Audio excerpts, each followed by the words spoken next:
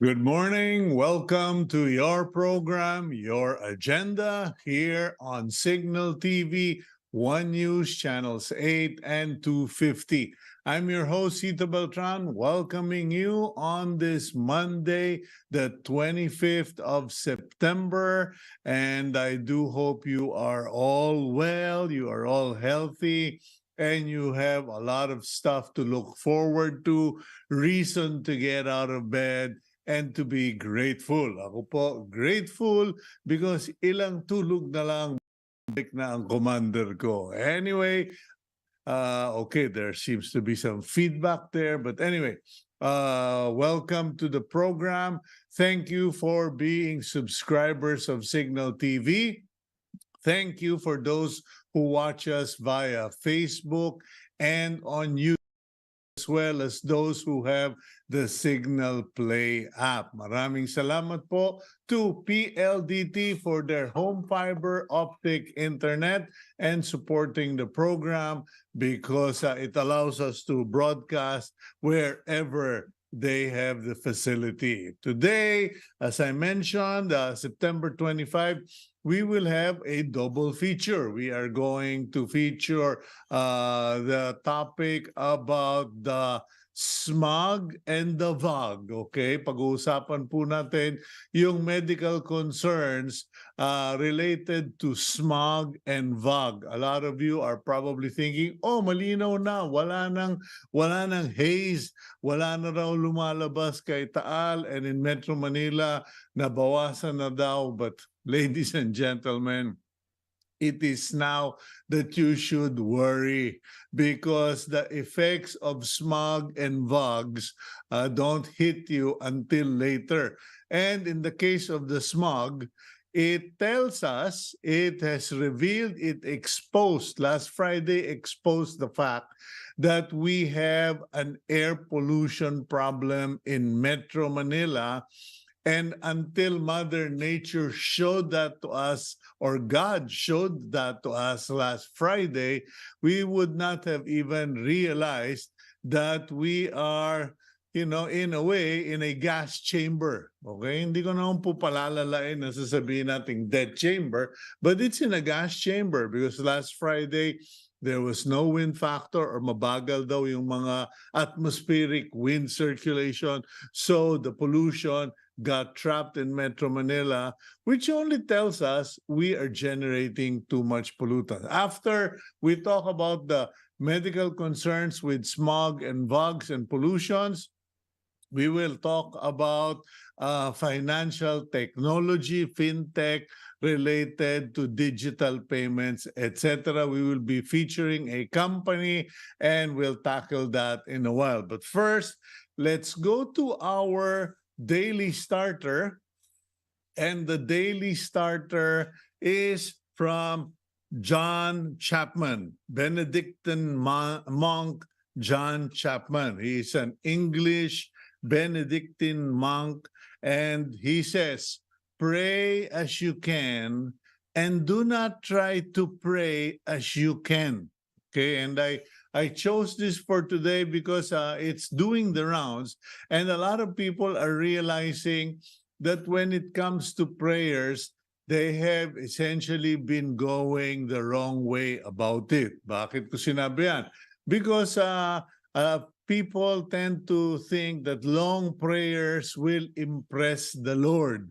Then there is the group who tend to turn prayers into petitions. And I am slightly guilty of that because I have a prayer list of people I'm praying for who are widows, widowers, orphans, and yung mga may sakit, etc. But what John Chapman was saying was, wherever you are, you can pray. You can be driving. Like yesterday, I was driving and I saw on the SLEX, I saw this sign, "Talk to me, God." And I said, "Oops, okay." So instead of listening to some stuff, I said, "Magdasal na lang ako habang nagda-drive." And that is the suggestion.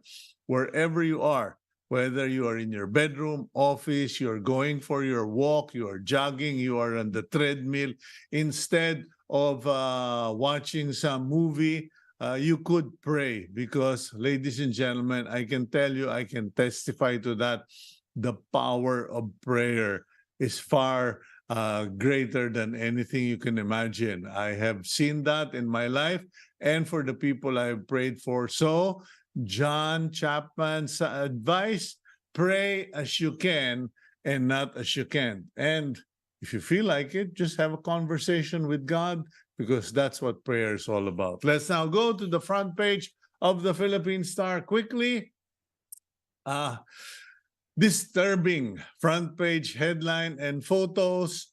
China sets up floating barrier in Panatag Shoal. Yung kikita niyong mga buya na yan, those buoys are 300 meters long, more or less, and they are being set up every time there are bangkas coming to the area that is supposed to be Philippine territory. Chinese Coast Guard send out their inflatable rafts, their fixed hull inflatable rafts, and they deploy these buoys to prevent the bangkas from being able to enter the area. So that is now being contested, and you can see that in the photos there. The Philippine Coast Guard and the Bureau of Fisheries and Aquatic Resources yesterday condemned the China Coast Guard's recent installation of a floating barrier in the southeast area of Panatag Shoal. In other words, China is now physically trying to either block even fishermen or establishing control of the area. So, asa na yung mga joint maritime patrol and joint sales ng mga superpowers with the Philippines? I don't know.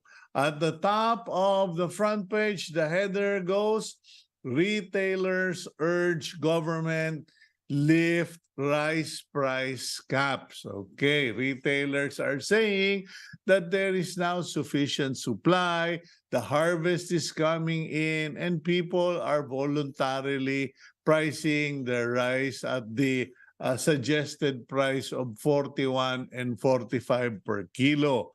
So yun po ang suggestion, but of course there are those who are saying, okay lang, may 15,000 naman eh. So ayun ang problema. Meanwhile, for those of you who fell victim to the flooding on the northbound lane of EDSA, okay, it turns out that clogged drains caused EDSA floods. Okay, according to the MMDA, they actually even recovered an entire sheet of plywood, clogging the drainage and a lot of garbage. So, yun po, no? You kind of wonder how does that happen? But it has been suggested that we simply bore our way underground and create huge tunnels. Pero ganun pa rin, gagawin pa rin basurahan yung drainage. So, not a good situation. Speaking of bad news, the PhilHealth information system was recently hacked and held hostage.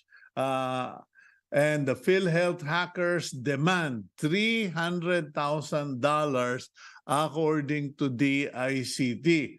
After the Medusa ransomware infected the systems of state health insurer Philippine Health Insurance Corporation on September 22, cyber hackers have demanded $300,000 or approximately 16 million according to the DICT. The question is, what can the DICT and our cybersecurity experts and authorities do about the problem? Otherwise, naku po, 16 million. Marami pong mapapagaling at matutulungan kaysa sa ibigay nyo sa mga kriminal. Okay, as the Israelis said, we do not deal or negotiate with terrorists. Meanwhile, 36 SCUs ask government to restore 6 billion budget cut.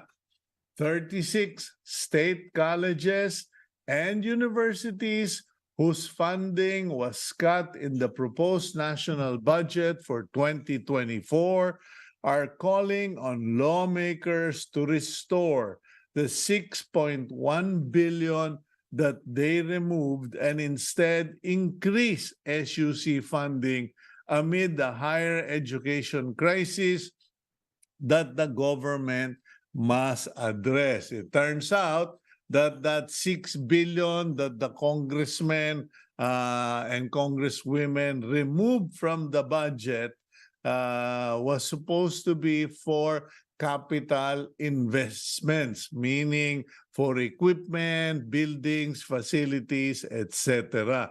Not for the operational cost, but for investments. Siguro sabi ng mga congressman, wag muna, wala tayong pera. Meanwhile, that photo in the mid-bottom part is a photo of families and relatives greet aspiring lawyers who finished the last day. Nakaraos na rin of the grueling bar examinations at San Beda College in Mendiola, Manila yesterday. Over 10,000 law graduates took the 2023 bar exams. The question is, may trabaho pa ba para sa mga abogado? Okay, and that is a serious question that the government and policymakers need to address, because not all 10,000 are going to pass, and those who pass, sabihin mo ng 30-40% will need jobs. Marami-rami din po yun, okay? Meanwhile, DENR, or Department of Environment and Natural Resources, states 33 air monitoring stations in Metro Manila need upgrade. Okay, and luma na raw, luma na, kupas pa, and very important. First medal for Philippines, Taekwondo Taekwondo Jin Patrick King Perez came through with a semi-final round finish in men's individual Pumse, and with the bronze medal became the first Filipino with a podium feat in the 19th Asian Games in Hangzhou, China. Okay, meanwhile, a little good news, NAIA rises in rankings of world's internationally connected airports. The MIAA and NAIA has established itself as one of the most internationally connected airports in the world and ranked 15 in the top 50 global airport mega hubs and secured third spot in the top 25 low-cost carrier airport mega hubs. And finally, divorce bill, an uphill battle. According to Senator Raffy Tulfo, para kang maglalakad paakyat ng Baguio to, well, hindi naman Baguio, bundok na yung Baguio. But divorce bill is going to be an uphill battle primarily because of religious beliefs and because a number of senators are opposed to it based on religion. Okay, so that's all we have on the front page of the Philippine Star. If you would, nakikiusap po ako, I wrote a special article in the Philippine Star in my column today, special because it addresses something close to my heart, and it also involves a story. The title is From Forevermore to Forever Ends. If you remember the song of Joey Benin, Forevermore, I used the song as a takeoff to a statement that a pastor friend of mine, Jonathan Bocobo, said, and I quoted it as forever ends. If you have loved ones, etc., married, etc., you need to read the article. It's available online and in the physical copy of today's Philippine Star. Let's go for a quick break. Sorry na lang Gab, humaba. We'll be right back here on Agenda.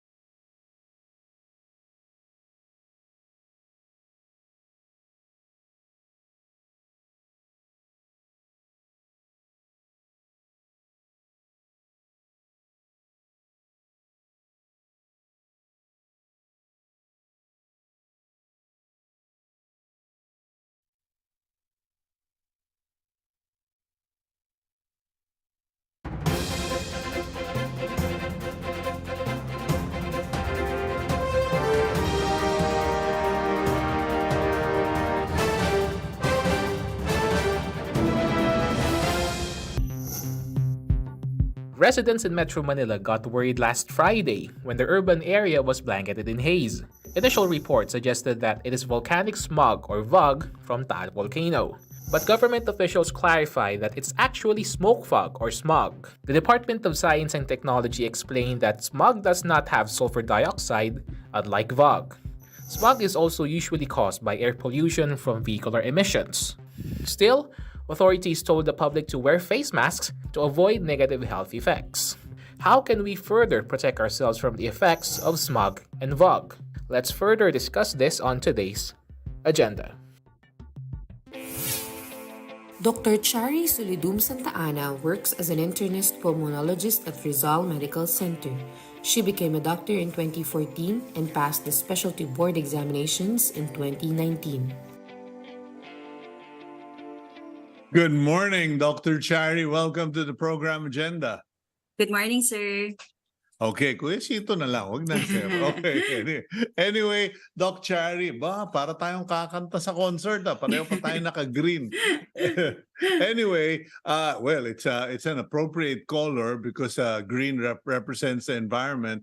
And speaking of the environment, last Friday was, it started as, parang may fog. And then, masakit yata sa ilong itong fog na ito. And then word started spreading that it was Taal, it was VOG, but apparently it's a serious case of air pollution. Now, you're a pulmonologist, you're I guess it's safe to say you're the lung expert, and it is the lungs that first get hit or worst by fogs, by smog and by VOG.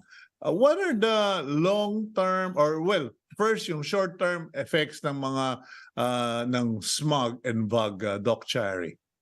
Actually, the first important short-term effect is that dealing with smog first. So here in Metro Manila, not talking about the effects of VOG near the volcano itself. The smog and the VOG can cause short-term irritation in the eyes, in the upper respiratory tract, in the nose and mouth. So immediately when you're exposed, you feel like you have dry mouth, you keep on sneezing, parang nagkakasipon. And when this irritation is overwhelming, you start to feel dizzy, thirsty minsan, and that makes you prone to infection, whether pneumonia or upper respiratory tract infections. Okay, now on the long-term scenario, what's the impact of continuous because yung nangyari Friday, that wasn't a one-time incident. Apparently, we are generating so much air pollution, we just didn't notice it until the Lord, sabi, tigil nyo nga yung wind speed para makita nito mga Pilipino sa Metro Manila na sobra na yung air pollution. Long term, what should we be worried about? Yeah, actually, it raises a red flag, no, that they had to suspend the classes of the kids, meaning the situation was that severe last Friday. The thing about air pollution, smog, and fog is that we cannot see it with a naked eye. No, the particles are very microscopic. The studies are very scientific in terms of the air quality index, and so the long term effects of these are actually, we have the sensitive population, meaning the kids, the elderly or the senior citizens, the asthmatics, those with emphysema. These are the population that we are concerned about. Of course, syempre yung mga people in their 20s, 30s, or 40s are still prone, but we are especially concerned about the sensitive population. The long-term effects are actually, in terms of the first exposure to the sulfur dioxide that they talk about during the weekend near the volcano itself. The long-term effects of sulfur dioxide exposure can actually lead to some interstitial lung diseases. So ibig sabihin parang nagiging limitado na yung function ng baga mo because of prolonged exposure to these chemicals. Also, they become prone to infection. So dahil lagi kang may inflammation or pamamaga doon sa respiratory tract, that leads to pneumonia or upper respiratory tract infections. The asthmatics, mag-exacerbate or mag-aatake yung asthma nila, no?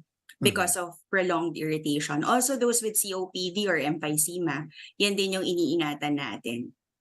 Okay, how true is it? Because I remember many years ago when air pollution, remember before they passed the Clean Air Act, napilitan silang ilabas yung Clean Air Act na yan, there were talks already that prolonged exposure to smog can actually directly represent or appear in our blood. In terms of, ewan ko ba yun, parang meron daw mga lumalabas if you do blood sampling of people who have been in polluted areas for so long, parang may metals or something that eventually result in cancer. Yeah, actually, studies show that those who live in mines, those who live near factories, there were studies regarding people who live near volcanoes in Hawaii, na the exposure to these harmful chemicals can cause, yun nga, parang limitado yung kanilang, it shows in the pulmonary function tests more than in their blood, no? So it travels in the blood and through the blood into your lungs. That makes your lungs very limited. So para siyang lobo, no? So kahit na instead na lumalaki yung lobo, parang limited na lang yung kanyang ability to inhale and exhale. So parang nagiging firm yung lungs mo with prolonged exposure to these chemicals. Doc Charry, I'm reminded of my friend last week. Ubo siya ng ubo eh. Yung parang bang ubong nasasamid. Small coughs. And I said, you better have yourself checked because someone I know had that and, delayed and delayed. Next thing he knew, he had pneumonia pala. Now, what are the things that could happen under these conditions? Actually, we have a rise in the cases of pneumonia and upper respiratory tract infections now. Because of the news last Friday and over the weekend, people are especially sensitive about coughing, about difficulty of breathing, and not known to them is that it has been around us more than last Friday, no? So it goes beyond the last weekend. So If ang important dito is that if you have recurring cough, if you have recurring difficulty of breathing, you live near the volcano, you live near the traffic, and you live near factories, you have to get yourself checked, no? Kasi ano yan well, nagkaroon ng scare yung ibang kababayan natin because of COVID. And Doc, natatakot ako, ipapa-antigen pa ako, ipapa-RT-PCR pa ako.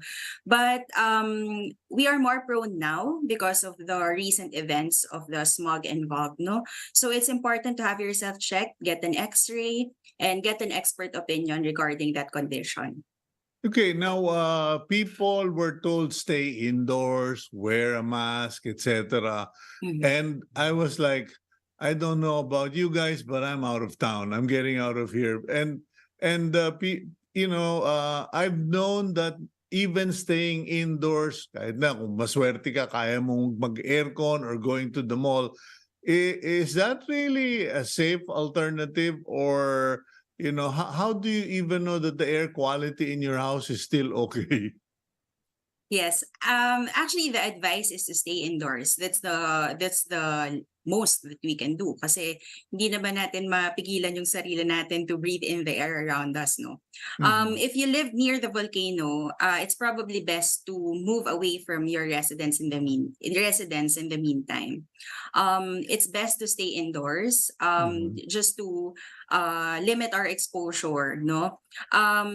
The activities that we do outdoors also should be limited. Ibig sabihin, wag na muna mag-exercise sa labas because when we exercise, there is more requirement for oxygen and more requirement for breathing, no? And the more requirement there is, the more air that you breathe in, the more you are exposed. So it's best to stay indoors, and our kababayans would have to commute at some point to go to work, to go to school, and it's best to wear a mask. Okay. What kind? Yeah. Yeah, no, I was just going to ask kasi a physician posted on Facebook, and it went viral how his mask practically became colored gray from all the pollution. Now, how safe is it, or is it a good idea? Because may mga panatiko na exercise buffs, they're really into it. So they wear a mask, they'll go to the gym, or they have a treadmill, etc., or they'll exercise indoors, and they just say, hindi, nakamask naman ako, pare, I'm okay. And I'm like, how have you heard of the limited volume issue?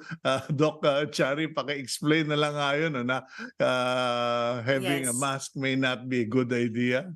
Yes. Actually, there would be people who would prefer to exercise outdoors, and if you would prefer that, the safest way is to be with a mask, no? The problem is that it limits your breathing also kasi medyo nabablock niya yung nose and mouth, no?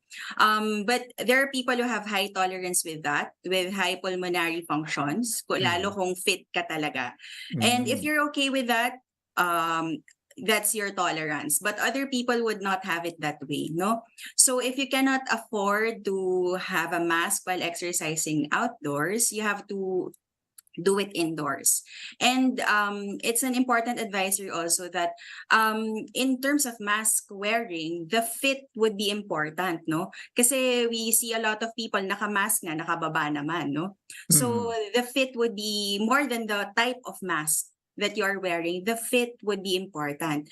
So even if you're just wearing a cloth mask, the ideal would be to cover your nose and mouth, and also to improve the filtration of that mask. You can use a tissue, so mask, tissue, and then your face, or mask, panyo, and then your face, no? So it improves the filtration of that mask in terms of the sulfur dioxide and in terms of the pollutants that are in the air.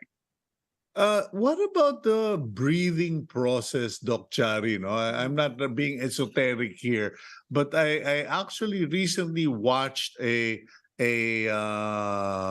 track and field star, and nakita ko nung tumatakbo siya the entire race, she never opened her mouth. She was just breathing through her nose, and sabi ko, mamamatay ako pag ginawa ko yan. Is there a science to that? Because some people will tell you, breathe through your mouth. Some people will say, no, breathe through your nose. You're the expert. Yes, actually the nose and the mouth kasi has very different anatomies, no? If you would observe, your nose has mga small hairs, no? Mhm. And these small hairs act as a filter to the dust and to the pollutants, no? And so they would say, and anatomically, it would be better to really breathe through your nose kasi it has better a filtration system. You know, there's mucus there, there's cilia or yung mga maliliit na hair. Mhm. But yung ibang tao, it will not suffice, no? Because some would have inflamed sinuses, some meron talagang problema anatomically yung nose nila. And so it would not suffice or hindi siya tama, hindi enough yung air na pumapasok. So Mhm. they would have to breathe through the mouth also. And as pulmonologists, we cannot impose na to all people that we breathe in this way when we have different anatomies, no? So if you can breathe solely through your nose, that's great. But if Mhm. you feel it's not enough and your oxygen requirement would entail you to breathe through your mouth, then that's fine as well. Okay. My final question, Doc Charry. Are there, what do you recommend, or is there something that people can drink, eat more of? Kasi may mga, there are people who tell me, sir, iinom lang ako ng tubig, I'll just wash it down with water and I'll be okay. And I'm like, whatever. Pero nutrients, vitamins, what's good for this kind of situation? Yes. So the first precaution is really to keep your body healthy, no? So drink your maintenance medications if you have maintenance medications, no? For high blood, for diabetes, it's important for you not to stop that.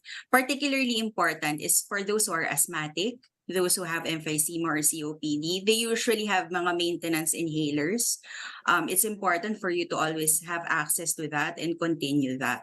As to the drinking of water, actually, meron naman talagang science to that, no? Because dust and other pollutants in the upper respiratory tract could actually be washed away, no? With that, no? So, washing your face, blowing your nose, drinking water, that Okay. actually washes it away. But what's important is that you keep yourself healthy, so you drink your vitamins and also to keep yourself clean, no? What's particularly important also is that patient asks, meron bang prophylactic na antibiotics, no? And it wouldn't be good to deal with that. So wala pong prophylaxis na kailangan. You just have to keep your exposure low and your body healthy. Okay. Well, Doc Charry, thank you very much for your time this morning. Great interview, and I hope to guest you more on the show, pero I pray I don't have to consult with you. Thank you. Thank you. Okay. Thank you. God bless you, Doc Charry. Thank you. Okay, and that is our first part with Doc Charry Solidum-Sta. We'll now go for a quick break, and when we return, we talk about financial technology, particularly digital payments, etc. here on Agenda.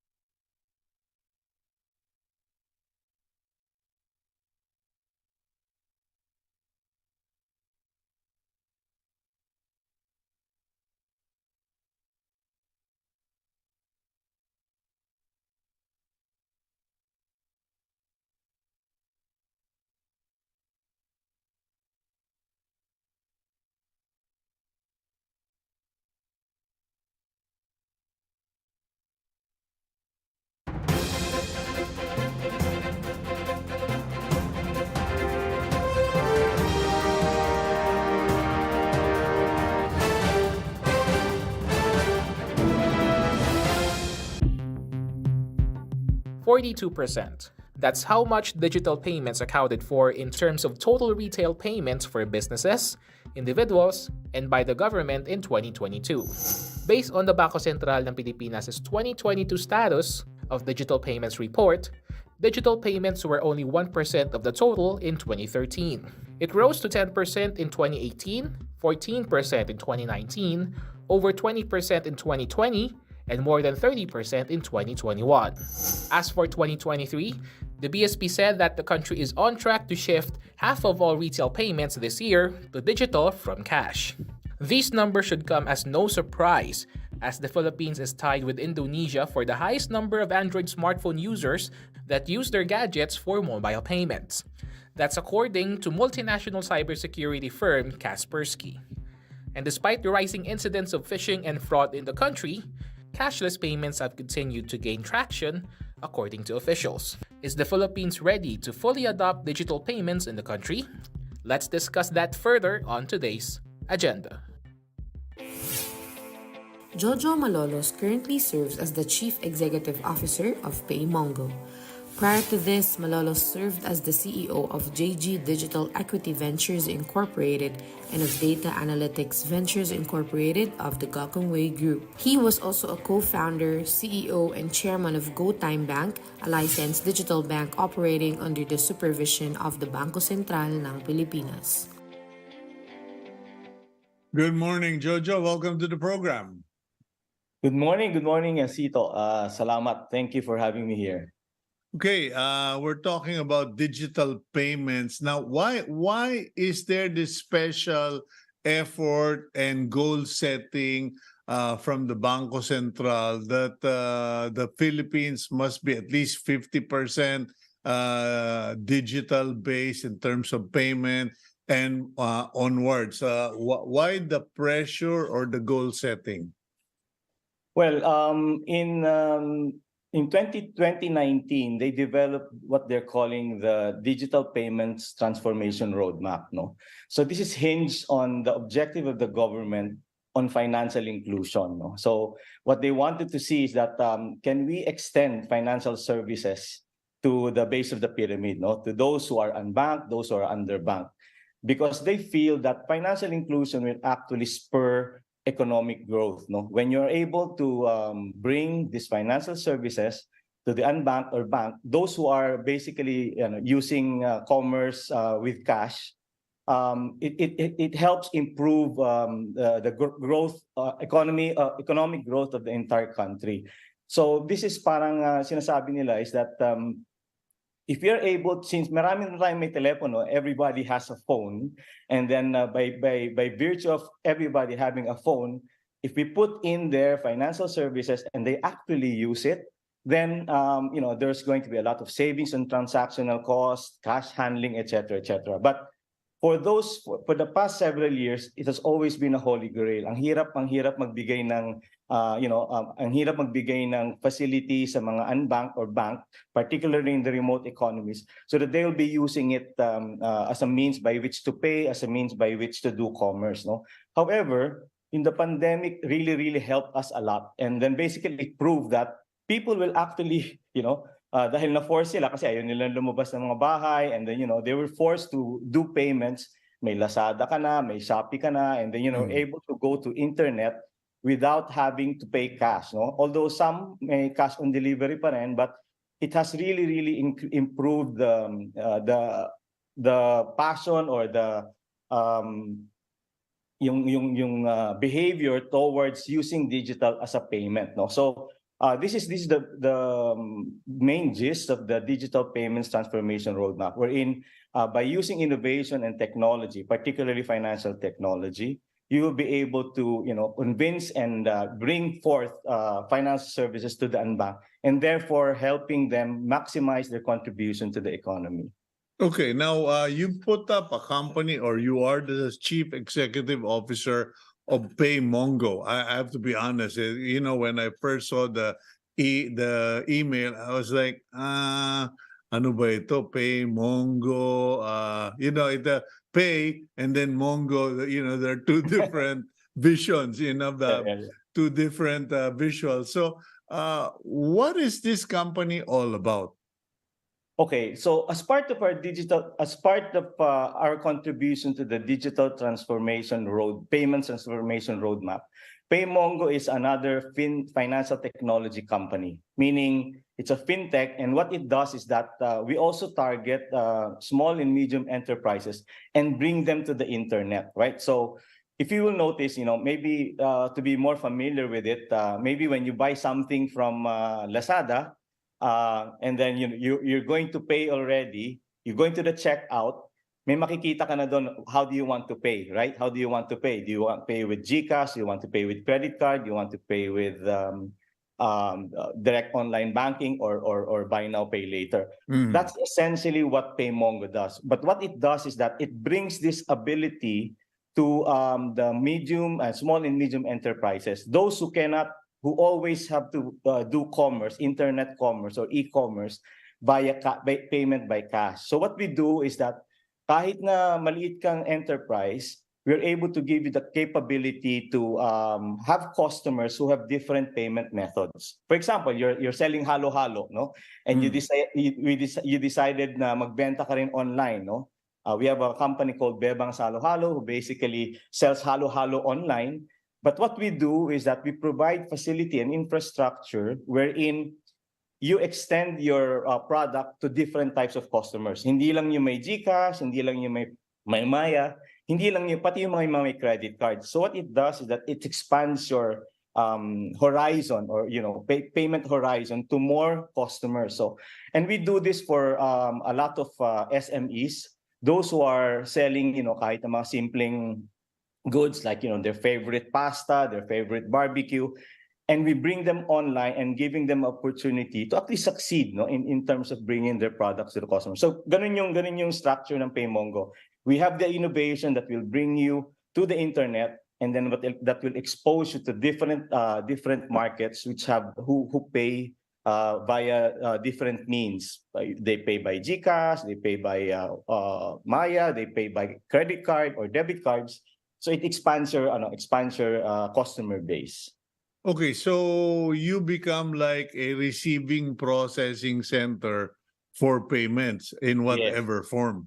In whatever form. So instead of the SME, Cito, na makikipag-usap sa iba't individual companies, kakausapin ko si GCash, kakausapin ko si Maya, kakausapin ko rin yung may mga credit card, kakausapin ko rin yung mga bangko. Kami na nakikipag-usap dun sa mga bangko so that all you need to do is that get into the internet, and the payment system is that i-expand ka na namin. And then we do this also very innovatively because yung mga ibang SMEs hindi naman nila kaya mag-set up ng website. Then kung Facebook ka lang, kung Instagram ka rin, pwede rin. So we come up with products like pages, or we have products like links wherein yung customer mo kahit na wala sa website, basta nasa Facebook lang o kaya sa Instagram, papadala na lang namin ng link, and then they will be open to different types of payments also.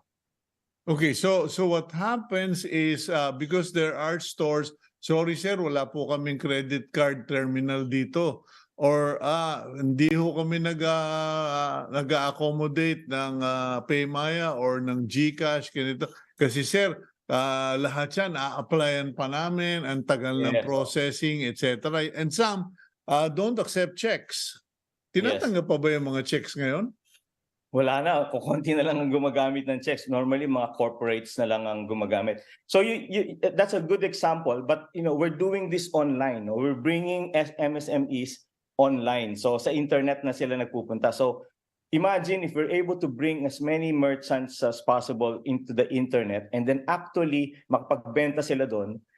That's part of the success that we are defining. So it jives well with the Bangko Central's objective of really facilitating e-commerce, because e-commerce basically helps you save costs, di ba? Parang hindi ka na kailangan mag-travel, hindi ka na kailangan mag-set up ng goods mo every day, ilalagay mo sa online sa offline store mo.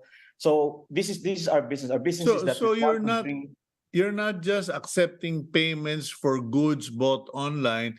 You are providing a platform for them to feature or display their products and services? Yes, in online. So Online, no?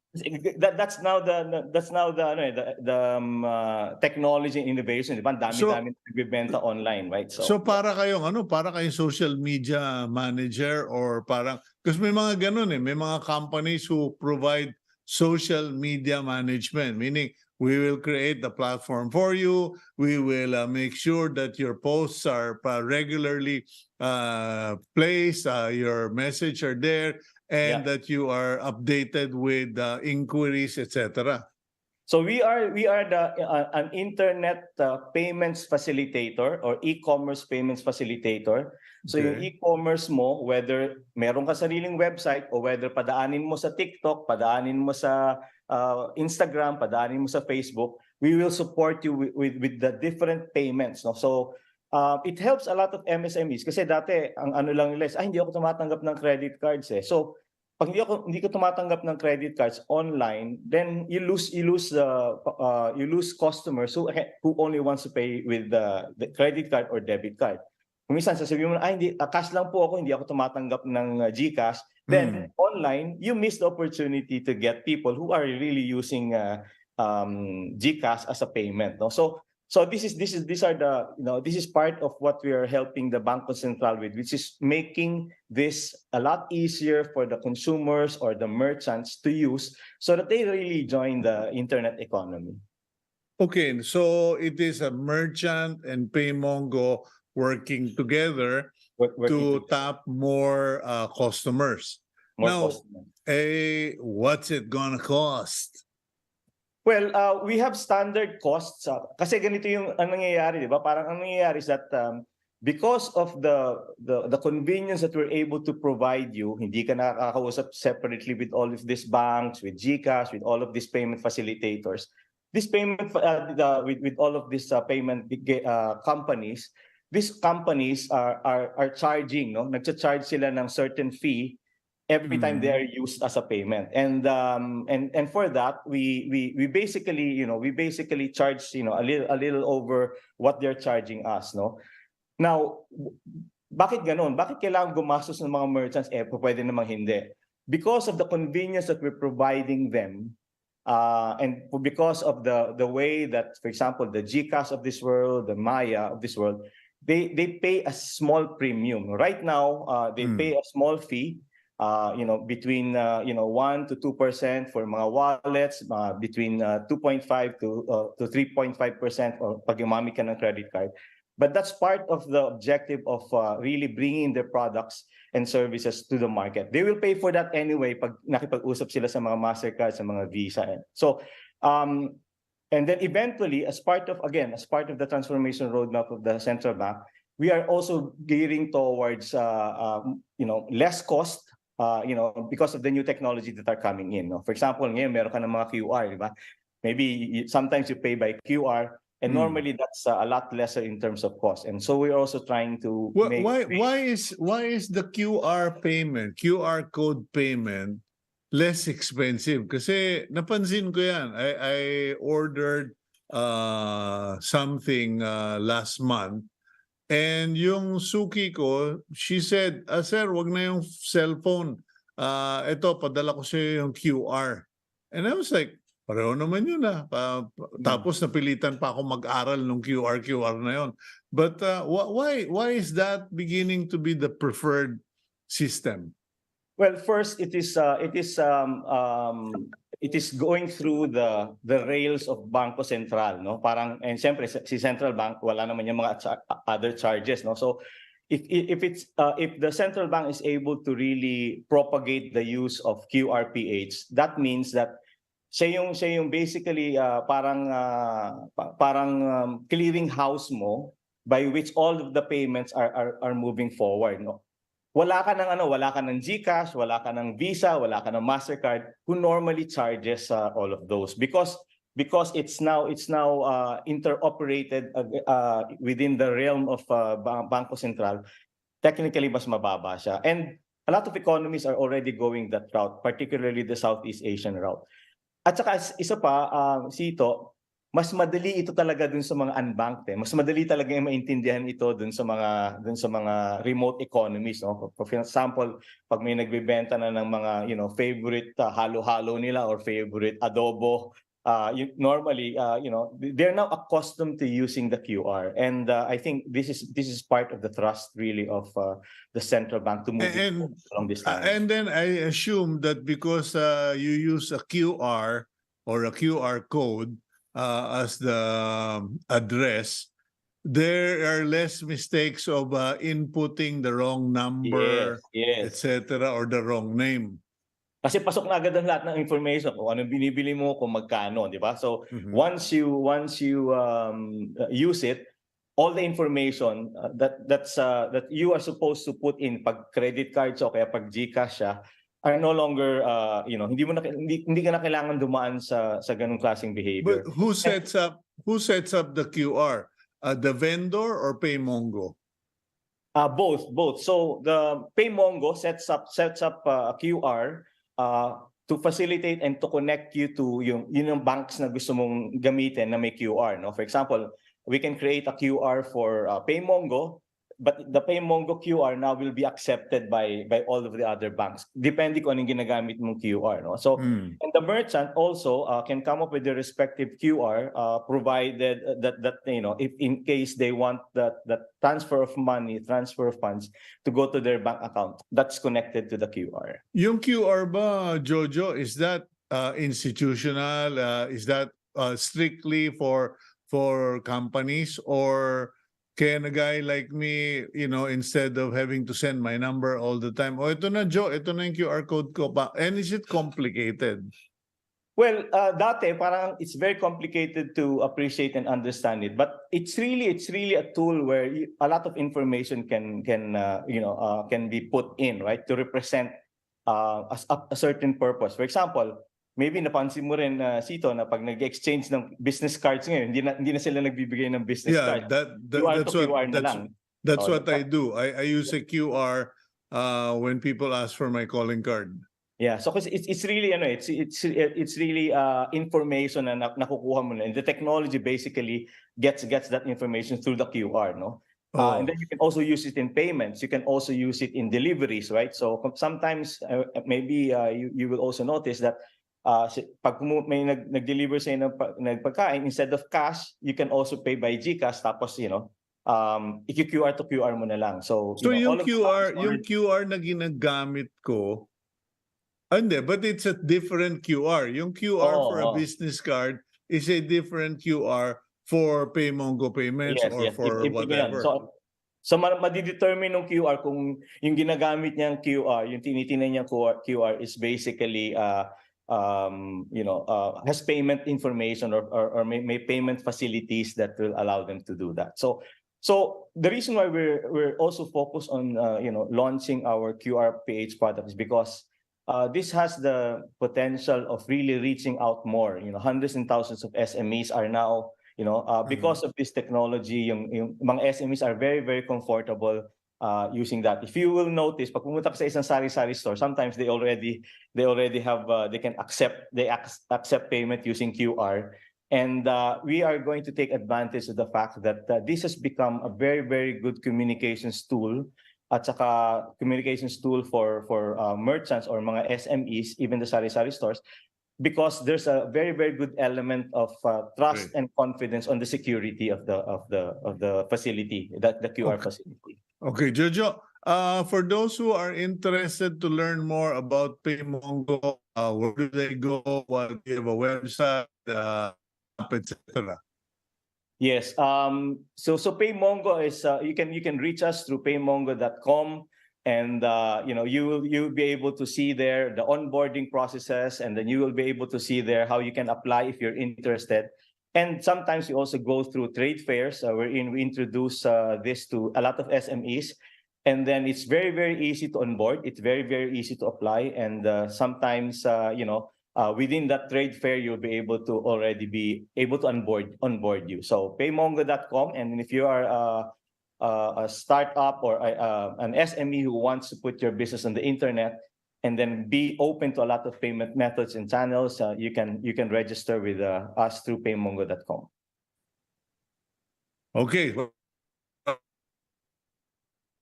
George, I hope you can really roll out your services to help more people out in the provinces through Paymongo. Thank you very much. God bless you. Thank you very much. God bless also. Bye-bye. Oh, and that's Jojo Malolos, CEO of Paymongo.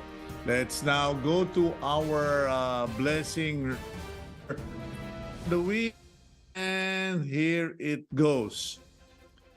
It would be wrong to wait and postpone.